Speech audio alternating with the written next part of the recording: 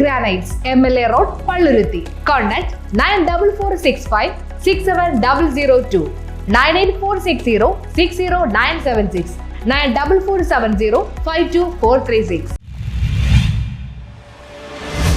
നെല്ലിമറ്റത്ത് മരം മുറിച്ചപ്പോൾ കാത്തിരിപ്പ് കേന്ദ്രവും തകർന്നു. ദേശീയപാതയോരത്ത് നെല്ലിമറ്റം സ്കൂൾ പടിയിൽ സൂക്ഷ്മതയില്ലാതെ മുറിച്ചു നീക്കിയത് കൊണ്ട് മരം വീണ് ബസ് കാത്തിരിപ്പ് കേന്ദ്രം തകർന്നു. മരം വെട്ടുന്നതിനിടയിൽ നിയന്ത്രണം തെറ്റി വീണതാണ് കാത്തിരിപ്പ് കേന്ദ്രം പൂർണ്ണമായും തകരാൻ കാരണം.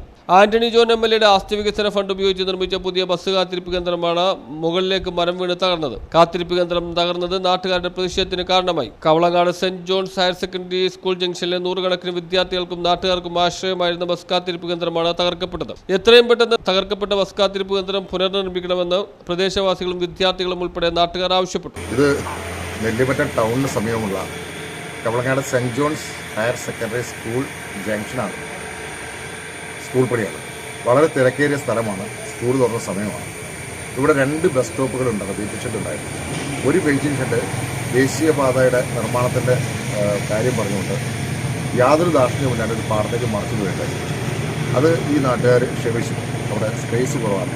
പക്ഷേ ബഹുമാനപ്പെട്ട ആന്റണി ജോൺ MLA ആസ്തി വികസന ഫണ്ട് ഉപയോഗിച്ച് ഈ കഴിഞ്ഞ വർഷം നിർമ്മിച്ച ഈ പ്രദേശത്തെ സ്കൂൾ കുട്ടികൾക്കും ടീച്ചർമാർക്കും നാട്ടുകാർക്കൊക്കെ ഏക ആശ്രയമായിരുന്ന ആ ബസ് സ്റ്റോപ്പ് ഈ ദേശീയപാതയുടെ നിർമ്മാണത്തിൻ്റെ ഭാഗമായിട്ട് സൈഡിലുള്ള മരങ്ങൾ വെട്ടി നിൽക്കുന്നതിൻ്റെ ഭാഗമായിട്ട് ഈ മരം കൊട്ടേഷൻ കൊടുത്തിട്ടുള്ള ആളുകൾ ഒരു ദാക്ഷിണ്യവുമില്ലാണ്ട് മരം മുറിച്ച് ആ നവീന ബസ് സ്റ്റോപ്പിലേക്ക് മരം. News bureau, Kothamangalam.